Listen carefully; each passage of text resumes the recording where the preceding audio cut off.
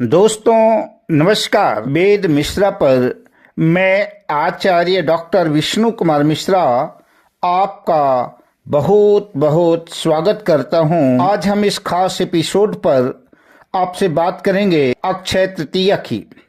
वर्ष 2026 में अक्षय तृतीया पर हमको क्या करना चाहिए। पर दोस्तों, अक्षय तृतीया के महत्व की चर्चा हम करें उससे पहले आपसे आग्रह, अगर आपने अभी तक हमारे इस चैनल को सब्सक्राइब नहीं किया है तो प्लीज़ चैनल को सब्सक्राइब करें, साथ ही नोटिफिकेशन बेल को भी प्रेस कर लें। अगर आप अपने या अपनों की जन्म कुंडली का बृहद प्रेडिक्शन कराना चाहते हैं, विश्लेषण कराना चाहते हैं, या कि हमसे किसी भी किस्म का ज्योतिषी परामर्श प्राप्त करना चाहते हैं तो आप स्क्रीन पर फ्लैश हो रहे नंबरों पर हमसे संपर्क कर सकते हैं।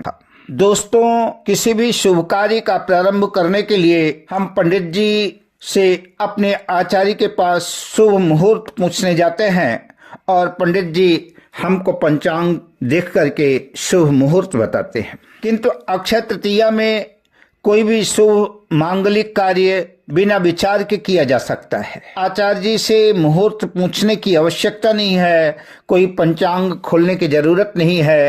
अक्षय तृतीया को स्वयं सिद्ध अबूझ मुहूर्त कहा जाता है। अक्षय तृतीया, विजयादशमी, गुड़ी पड़वा यानी चैत्र शुक्ल प्रतिपदा, बसंत पंचमी आदि, इसमें पूरे दिन शुभ मुहूर्त रहता है। इन मुहूर्तों में न तो कोई राहु काल देखना है और न कोई दुष्ट मुहूर्त आदि इसमें प्रभावी होते हैं। यह अपने आप में स्वयं सिद्ध होते हैं। इन मुहूर्तों में अक्षय तृतीया का महत्व सर्वाधिक है। इसे आखा तीज भी कहते हैं। वैशाख का महीना अत्यंत शुभ पुण्य फलदायक है। भगवान परशुराम की जयंती प्रदोष काल में तृतीया तिथि के मिल जाने से अक्षय तृतीया 19 अप्रैल रविवार को मानना उत्तम रहेगा। जबकि अक्षय तृतीया पुण्य फलकारी पवित्र पर्व का उदय कालिक तृतीया तिथि 20 अप्रैल सोमवार 2026 को मनाई जाएगी। आज के दिन किया गया दान चाहे कम हो या ज्यादा अक्षय फलकारी हो जाता है। पुराणों के मतानुसार इस दिन सतयुग और त्रेता युग का शुभारंभ हुआ था। भगवान विष्णु ने नर नारायण रूप धारण किया था। वहीं भगवान परशुराम का अवतार भी अक्षय तृतीया को हुआ था। महाभारत की रचना भी वेदव्यास जी ने अक्षय तृतीया को ही किया था। माता गंगा का अवतरण भी पृथ्वी पर अक्षय तृतीया को हुआ था। शास्त्रों में कहा गया है, अक्षय तृतीयां शुभम सर्व सिद्धि प्रदायकम अक्षय धनम वर्धयामि सिद्धिम प्राप्नोति योगिनाम। अक्षय तृतीया अत्यंत श्रेष्ठतम शुभ तिथि है। इस दिन किया गया निवेश अक्षय रूप से बढ़ता है। जो लोग जप तप दान पुण्य करते हैं उनकी भी अक्षय वृद्धि होती है।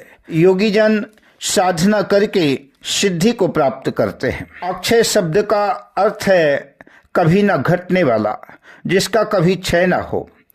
अक्षय तृतीया का सर्वाधिक महत्व इसलिए भी है, आत्मा का कारक, मान सम्मान पद प्रतिष्ठा दिलाने वाला सूर्य और मन का कारक चंद्रमा दोनों ही इस दिन अपनी उच्च राशि में होते हैं। सूर्य मेष राशि में और चंद्रमा वृषभ राशि में होता है, जिससे सकारात्मक ऊर्जा का संचार होता है। आज के दिन निवेश करना, चल अचल संपत्ति का खरीदना, जमीन जायदाद, सोना चांदी खरीदना, संचय करना शुभ माना जाता है।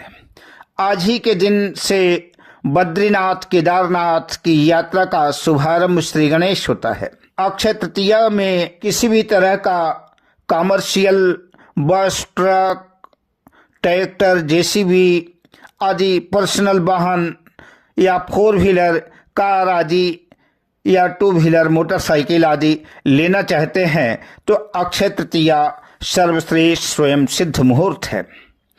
आप किसी भी तरह का इन्वेस्टमेंट करना चाहते हैं, व्यापार व्यवसाय करना चाहते हैं, दुकान, ऑफिस, कल कारखाना आदि का शुभारंभ करना चाहते हैं तो कोई पंचांग मुहूर्त देखने की जरूरत नहीं है। निश्चित सफलता के लिए आप अपने कार्य क्षेत्र का शुभारंभ अक्षय तृतीया को कर सकते हैं। इस शुभ मुहूर्त में आपका कारोबार दिन दूना रात चौगुना बढ़ेगा, अक्षय होगा जिसका कभी क्षय नहीं होगा। अक्षय तृतीया में विवाह मुहूर्त, गृह प्रवेश, भूमि भवन, फ्लैट, जमीन जायदाद खरीदने के लिए, वाहन खरीदने के लिए, सोना चांदी आदि खरीदने के लिए उत्तम, स्वयं सिद्ध, सफलतादायक अबूझ मुहूर्त है। अक्षय तृतीया में अवश्य लेना चाहिए।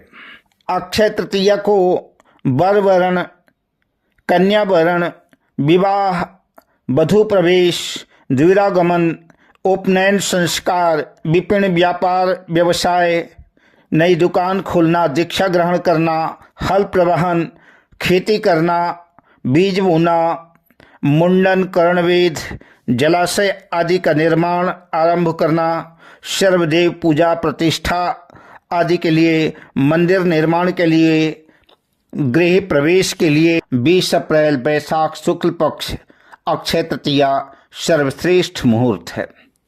पूरा दिन शुभ मुहूर्त रहता है, इसमें राहु काल आदि का विचार नहीं किया जाता। अक्षय तृतीया को ब्रह्म मुहूर्त में उठकर स्नान आदि से निवृत्त होकर के भगवान श्री हरि, भगवान विष्णु की और माता महालक्ष्मी की श्रद्धा पूर्वक आराधना, अर्चना, वंदना, पूजन करना चाहिए और ओम नमो भगवते वासुदेवाय और ओम श्रीं महालक्ष्मी नमः इस मंत्र का जप विशेष फलदायी होता है। अतः साधकों को चाहिए कि माता महालक्ष्मी की कृपा प्राप्त करने के लिए आपको यह साधना अवश्य करनी चाहिए। अन्न, वस्त्र, सोना, जल आदि का दान अक्षय पुण्य प्रदान करता है।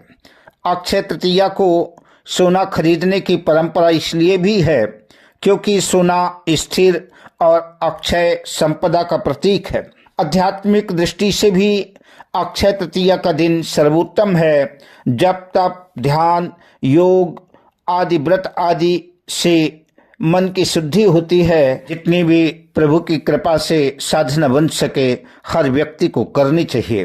अंत में मैं इतना ही कहना चाहूँगा कि आयो प्रतिष्ठां विद्या च सर्वे सदा समृद्धिमान शुभम अक्षय तृतीया। अक्षय तृतीया के पावन पर्व की हार्दिक शुभकामनाएं अर्पित करता हूँ। जय श्री हरि, जय श्री माता महालक्ष्मी।